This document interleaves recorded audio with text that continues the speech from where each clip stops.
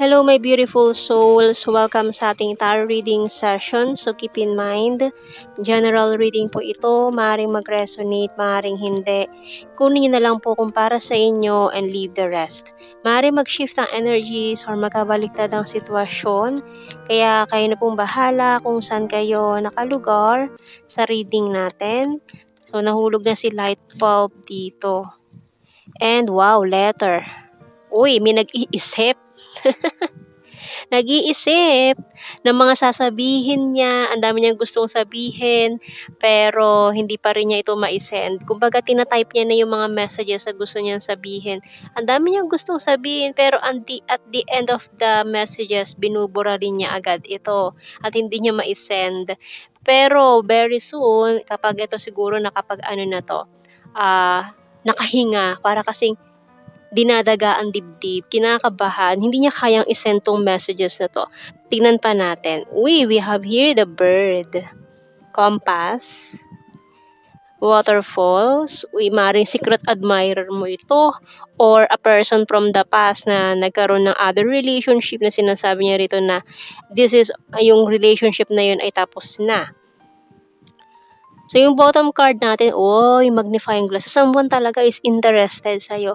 Inaalam niya lahat yung mga bagay-bagay tungkol sa'yo with this magnifying glass. Talaga, iniimbestigahan ka niya para kang, hindi naman sa parang germs sa niya sa microscope, pero hindi naman gano'n. Kasi parang gusto niya lang niya alamin lahat. Gusto niya obserbahan ka. Gusto niyang alamin lahat ng tungkol sa iyo na hindi na kailangan pa magtanong about you or tanungin ka directly. Gusto niya alam niya lahat ng tungkol sa iyo kahit wala kang sinasabi sa kanya. Parang gano'n ang 'di ba? Creepy. Creepy ng dating. Kumbaga, pag sinabi niya, "Alam ko." Paano mo nalaman, 'di ba? So, sino nagsabi sa iyo? Wala akong naalala, sinabi ko sa iyo. Parang gano'n. Pero alam na niya agad kasi na-research na niya, eh. Nalaman na niya, during this parang investigador ng bayan 'to, hindi ka niya tatantanan, 'di ba? So, ayan may na agad kay Sir Mike, 'di ba? Parang idol na idol niya 'to. Ang hindi kita tatantanan, gano'n. Talagang, 'di ba nakikisabay pa yung butiki natin dito na ayaw ka talagang tantanan nitong taong 'to. Hindi kita tatantanan, gano'n. Nagbabanta siya, parang gano'n. So, tingnan pa natin sa ating tarot cards. Sino ba itong taong ito na talagang ayaw tanggalin yung kanyang paningin sa'yo, eh. Baka daw bigla kang maglawang parang bula diyan kung makatitig wagas, para kang tutunawin. Kumbaga kung yun, eh. Kung tumingin para kang tutunawin itong taong 'to, nakakatunaw tumingin. Queen of Swords and the Lovers, Gemini. We also have here the Eight of Swords, Eight of Cups. 8. And this Ace of Swords, the Hangman. We also have here this Knight of Wands and Ten of Cups. Yung bottom card natin dito, Nine of Swords. Talaga naman. Talagang every night, ikaw rin talaga yung laman ng mga thoughts nitong taon to. Alam mo yung nagde-daydreaming siya bago matulog na kasama ka niya, parang delulu lang, ganun. Obsessed energy. So, tingnan natin dito, may pagka-obsessed itong taon to sa'yo. Tingnan natin sa tarot messages cards. Alam mo kasi nagkagawa siya ng mga senaryo na nakakapagpasaya sa kanya.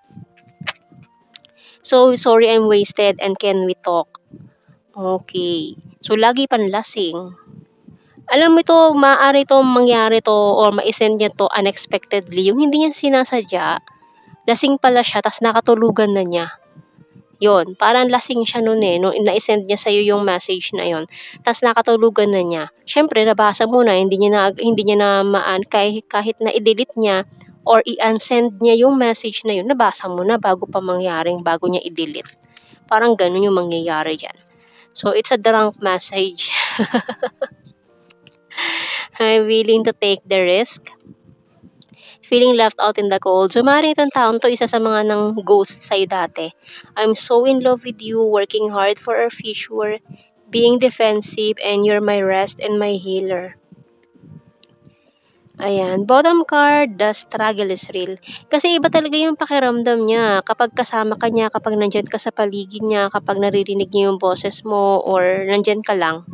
Kahit wala kayong sinasabi, wala kang hindi kayo nag-uusap, basta yung presensya mo nandiyan, magaan sa pakiramdam niya. Ayan, parang very soothing para sa kanya. You know, you're my rest and my healer energy, ganyan. So, tingnan natin sa ating the hidden truth oracle cards. I'm not available. So for some of you, parang kung ito ay dating tao na nakausap mo, nagkaroon kayo ng, parang nag-usap lang, ganun, pero hindi naging kayo. Kasi parang in that time kasi, ayan, I'm not available.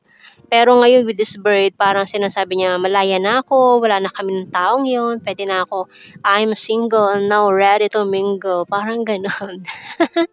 I hide behind material things. Ayun o, I replay our conversations over and over. Yung mga pinag-usapan nyo dati, binabalik-balikan niya yan. O, binabalik-balikan yung mga usapan nyo dati. Gusto niyang kausapin ka ngayon eh. Just being near you is intoxicating. Wow. And I left in a soy with someone. So, ayun nga, nagkaroon nga ng other person. Mari may ibang pinili. Ganun. Kung ano yung mga naging dahilan nila, bakit ganun. Okay, we both know I'm not the one for you. We don't know how hard it was to let you go. And I'm so attracted to you. Eh, nagdadrama pa siya, di ba? I wish things could be different. Sana iba na lang ang sitwasyon natin at hindi ganito ka-komplikado or kagulo, di ba? So, mari kasi nga na natrap siya sa isang relationship noon na pinili niya. Kaya, ayan, parang umiwas ka na rin sa kanya kasi nakita mo na, ay, may jowa na pala 'to, eh, di iwas na lang ang peg natin kasi ayaw mo manggulo ng relasyon ng may relasyon, 'di ba? Para kasi nag-expect ka na sa kanya nun na magiging kayo, eh, tapos biglang gano'n, 'di ba, ginanon-ganon na lang. So, tingnan natin sa initials. Meron tayong letter C, J, si CJ talaga, oh. Yan, PCJ, JP, letter F, FPJ, M, P, N-Y-R-D. Ayan ang ating mga initials. Bottom card natin si A. Nako. And tingnan natin, ano bang message ng archangels natin? Uy, clairvoyance by Archangel Raziel. I'm helping your spiritual sight awaken fully so you can clearly see heavenly love. O, diba? Tinutulungan ka natin mga archangels para hindi ka na malito kung sino ba talaga yung para sa'yo. Ayan na. Diba? And tingnan naman natin sa blue card. We have here understanding, confessions and chemistry. Ayun na nga, yung confessions niya ay maisisend niya unexpectedly. Drunk message yung mangyayari dyan. Drunk message from this person. Uy. So, tingnan natin, general signs and messages tayo. We have here hilarious, gorgeous, funny, and beach. Province, number 4, fantastic friend, intelligent, kind-hearted. Cup is water sign, Cancer, Scorpio, Pisces. Earth sign, Taurus, Virgo, Capricorn. Number 8, shy at first, divine masculine, present lover. City and soon. Uy, air sign, Gemini, Libra, Aquarius. Number 2, mountain card, full of charisma, October, quiet person, private person. Uy, kaya pala ganun na lang to eh. No? Quiet person and a very private person. Dimple, Gemini, Libra, and last card natin, fire sign, Aries, Leo, Sagittarius. So, yan ang ating reading, my beautiful souls. Thank you for watching. Take care and God bless. See you in our next reading, guys. Bye-bye.